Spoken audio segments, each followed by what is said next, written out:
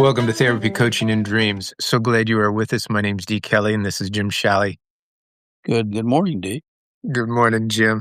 We have been spending some time conversing about so many different things. The last time we talked, we dug a little bit deeper into the STIR personality model and how it applies to specific situations of life. We've looked at dreams. And the topic for today, we're going to probably need to acknowledge that we've touched on this on a couple of different occasions, but maybe from a different perspective today. And that is to deal with the faith crisis that we often see in individuals. We've talked about it in terms of sometimes midlife crisis, or when young people individuate, or it can be when somebody is hurt or feels harmed in a faith-related situation. Mm-hmm. We've also talked a little bit about both of our faith backgrounds that have been significantly influenced by or informed by the Judeo-Christian tradition. But the issue of faith trauma is not unique to the Christian tradition. Yeah. Yeah. So here's where I'd like to start. I'd like to just maybe in a very healthy way talk about over the years, as we have worked with individuals, some of the ways in which people can, through flexible thinking and maybe reflection, avoid some of the big pitfalls that might come, though I don't know that that's always possible, particularly if there's some abusive type of trauma that happens through faith, as sometimes we feel beaten, shamed, and guilt-ridden by things that are said within our faith tradition. But enough of that. Let me just ask, Jim, if you were asked in a situation where you're working with an individual that they're struggling with their faith. So let's just start at that very simple place, struggling with their faith. And I don't know what to do about that. And let's say it's a relatively young person in their 20s. Sometimes that occurs at college age for some individuals, but others it takes place later. Where do you begin with that? Well, it would be what's the presenting issue? Have they been involved in a faith system that has disappointed them, or are they searching for what faith means in their lives if they've never had any introduction to faith? So it would determine on what their questions are concerning faith. Okay, let me play that role then. I have been raised in a home where there was absolutely zero faith context.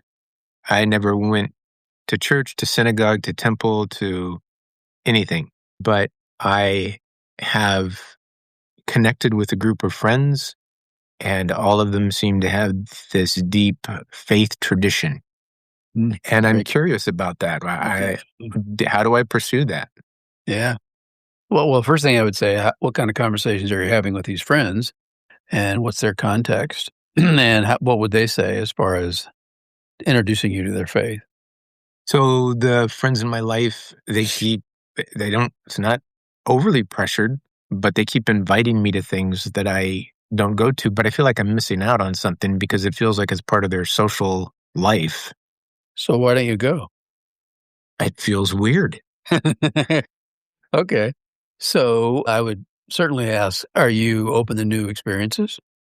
Do you try new foods? Do you do those kind of things easily? Yeah, I think so. I think I'm open to stuff, but this feels like it's more like it'll say something about me. So then I would ask, so what comes to mind when someone talks about faith, or church, or synagogue, or whatever? What comes to mind?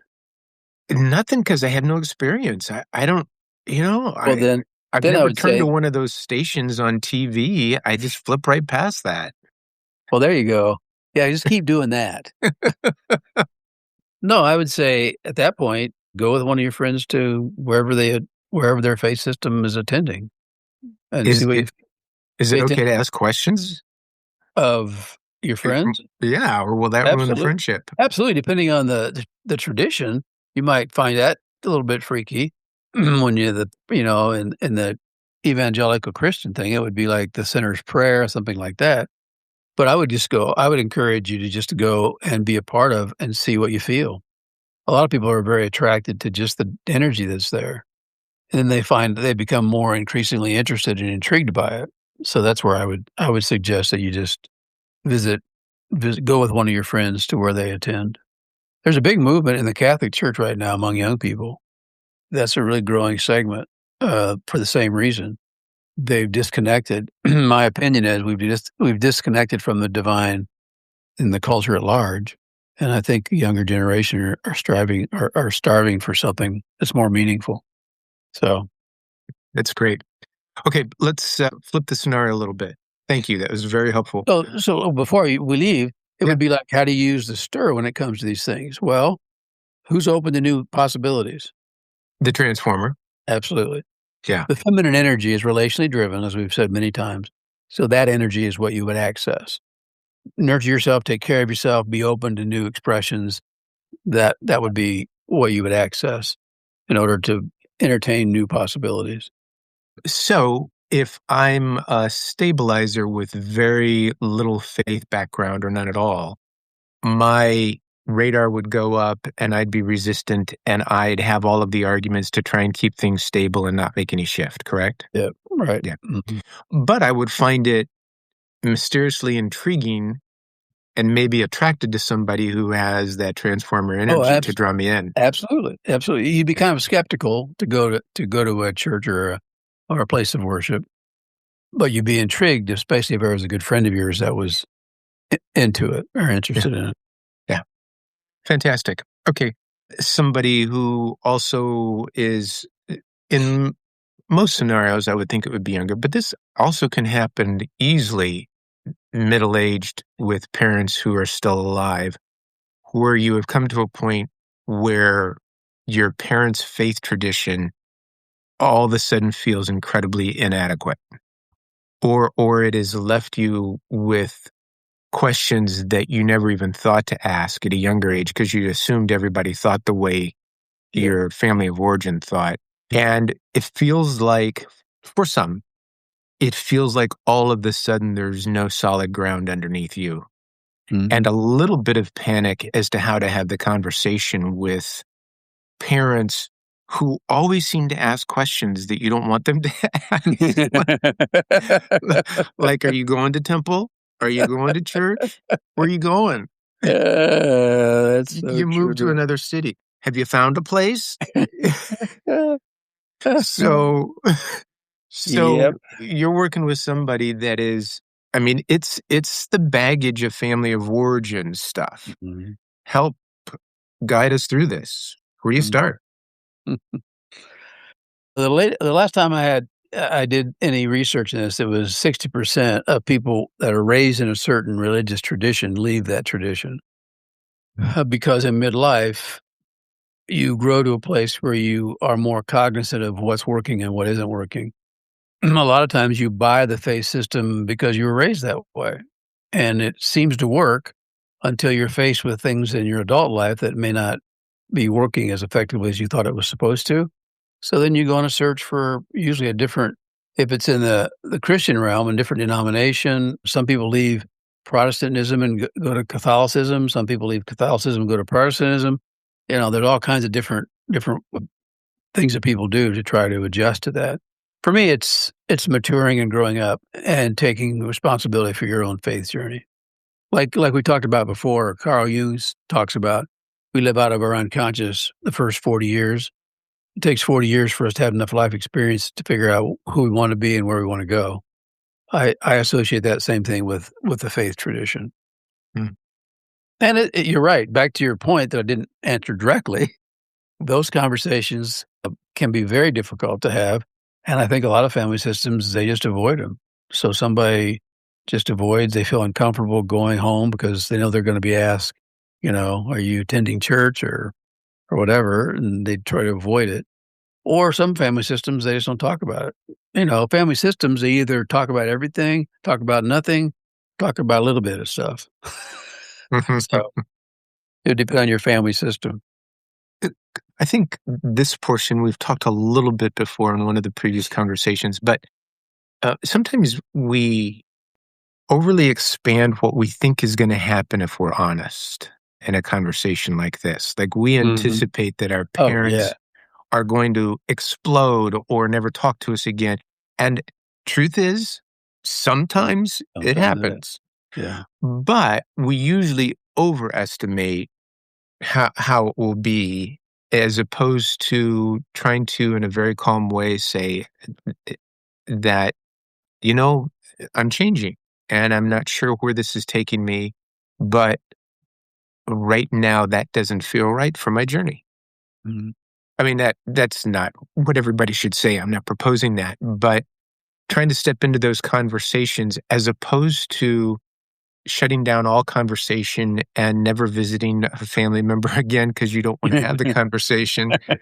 That's a tough trade-off. It is, and usually there's one parent that's more reasonable than another parent. There's usually one parent that takes it personally or whatever, and then sometimes kids are so angry about everything that they just kind of in an angry way, "Yeah, I'm not doing that. I don't believe in God anymore." They make these bold statements because of the disappointments they felt Yeah. or I will say that one of the one of the hardest things to navigate is when you have a faith system that says you live a certain way and you ain't living it as the parents. If the parents aren't living how it is, whether they go to church, synagogue, whatever, they aren't really living it day to day, that's where the kids get a little confused. It's like, oh, you're not even being a Christian yourself, or you're whatever. And I think that can cause a lot of frustration and anger. One of the things that you said before that I think is worth repeating and maybe even expanding, and I hope you'll be willing to do that, is that often when this faith crisis comes, and it looks different in everybody's life, but often when it comes, a person feels like everything has to be thrown out in Mm, order to move forward, as opposed to recognizing that maybe there is a spiritual component of my life. It just doesn't look like this. Or maybe there are pieces of my faith tradition that have been meaningful to me, but other portions are not. In mm. other words, to move into that conversation, not with a black and white, but like exploring what this gray area is like. Yeah. Yeah, we talked about, I think, way back in the first season, I think, as far as deconstruction of Yeah. your faith. And I think that you're right. A lot of people deconstruct it and throw it all away rather than realizing, wait a minute, do I want to have faith in my life? That's important. I can redefine it. I can define it through my own filters, my own lenses now. I don't need to define it the way it's always been defined. And I do think that's the mistake. And usually if they do throw it all out, they're angry about something from my Yeah. perspective, that it didn't meet a need or it was promised to meet a need and didn't. That's another big thing is how people perceive their faith and what it's supposed to do for them. And when it doesn't do what you think, it's like the expectations. If my faith isn't doing what I expected it to do, then I become really disillusioned and I'm tempted to deconstruct or throw it all out. Yeah. I wonder if part of deconstruction, and for those who aren't familiar with that term, give us, if you don't mind, just when you say the word deconstruction, A what are fan you referring it's a to? fancy way of saying you're questioning your faith. Yep. Great. Yeah. Perfect. Mhm. So if that process of question your faith is built around an upbringing where faith components were very black and white, you either do or you don't. Yep. You believe this or you don't, and you're a sinner, an outsider, lost, whatever it is. Yep. It leaves very little room when you grow up and begin to question that my only choices are your statement or I'm Yeah. lost and it's not. Right. And And so to even question, you're going against it yeah, in a very rigid systems. And I would say the real strong black and white rigid systems are the ones the kids struggle with the most. If they embrace it, the next generation can pull it off. But at some point, some generation is going to push back because it's too rigid. I mean, that's in my mind, that's always the issue.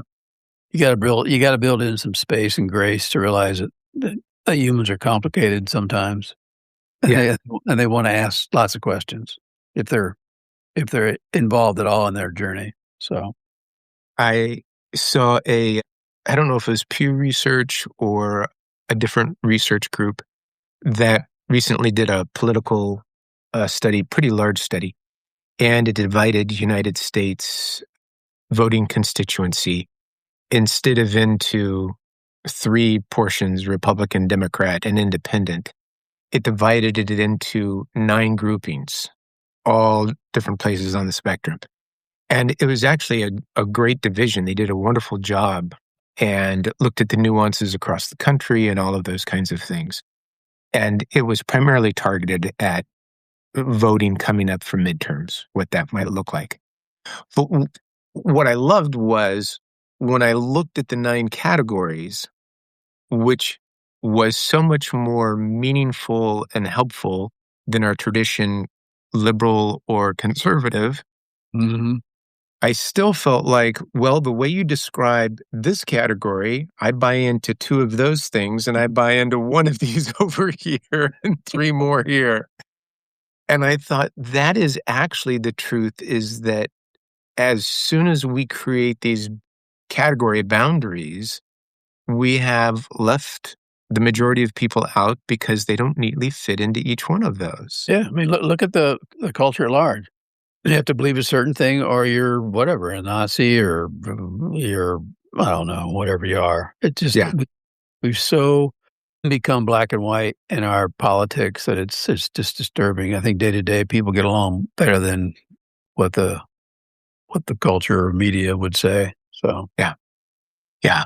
I think maybe sometimes human beings are so much more nuanced than we're acting like these days. That's an opinion, but I think it's pretty accurate. well, Jim, I think actually that to me is a great way to define the faith crisis. Mm. The faith crisis is a movement from rigid categories to nuance. Yeah.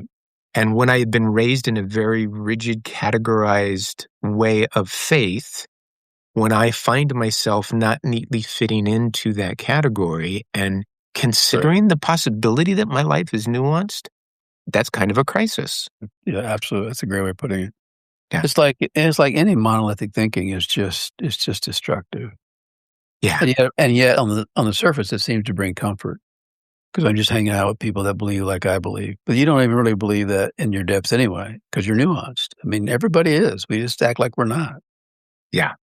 because we And want the support of individuals and yet it's like people we carry projections all the time of what people want us to be, and when we break through, it's kinda like people will say at times, "Just play basketball. I don't wanna know what you think because it changes how I view you," you know? Or yeah. just act. Don't tell me what you think because it changes, and it does. It it does change things, and I that's, it yeah, so, I'm not sure if you Yeah. have any thoughts about that, but that's why I'm saying when we get into the nuances of conversations, I wish it was much more cooperative and compatible than the others, but sometimes we can't hold steady while someone's giving an opinion I don't agree with, and so we negate the nuances as opposed to embracing them. I don't think people realize how radical it is when somebody says, "Eh, I don't agree with you, but I still want to be with you." Mhm. In terms of friendships and community, to be able to say, I don't agree with what you just said, but I'm still on your side for who you are and learning from you and all We that just goes with don't that. we just have gotten so far away from that, it seems like. Yeah. Yeah. Mm. And I think if somebody can respond in the same way and say, yeah, I actually do enjoy being with somebody who has a different color spectrum in their life than I do, all of a sudden community starts to take on a different meaning. And compassion and support and looking out for others has such a great potential to exist in the community when you realize that we're all that nuanced, and that's Yeah, part of what makes it great. and one of the controversial or classic ones right now is, like, I read a thing a few weeks ago of a lady from what's considered a blue state, whatever that means, moved to a red state, whatever that means. And she moved in beside a family that had a sign of the president, Trump, in their yard. And immediately they were, "Oh my word, we can't live. We didn't know this." But then that family brought, I think, some food or a pie or whatever over to this family just moved in, and they got to know each other, and it changed both their whole attitudes because the Trump supporters were as cautious and suspicious of them, and so, but Yeah. once you get to know each other, you're right. It's like, oh, we're just people trying to figure out life. Yeah. And because I believe this thing doesn't mean I can't talk to you, but yeah. Yeah. I love that line. Is a great one to end on. Just trying to figure out life. And to a great extent, that's what this podcast is about, is trying to figure out Well, life. we'll need to be honest, we have it figured out. We're trying to share our incredible insights with everybody else. Okay, I need to say that's a joke. Okay. Anyway.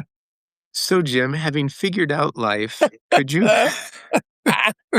Uh, could you come back next week and give us the 3 magic formula that well, makes it work? that's what's that called? A teasing line or something? Yeah. Oh, let's just say it now. Go back and listen to all of our podcasts. There you have. Great to be with you, Dean. As always, Jim, great to be with you too. See you next week. Everybody, bye. That's it for this episode of Therapy, Coaching, and Dreams. If you're enjoying the podcast, we'd love for you to follow, rate, or share it with someone who might appreciate it as well. Thanks for being here, and until next time, keep growing, stay curious, and take good care of yourself. Yeah, no, it's good stuff.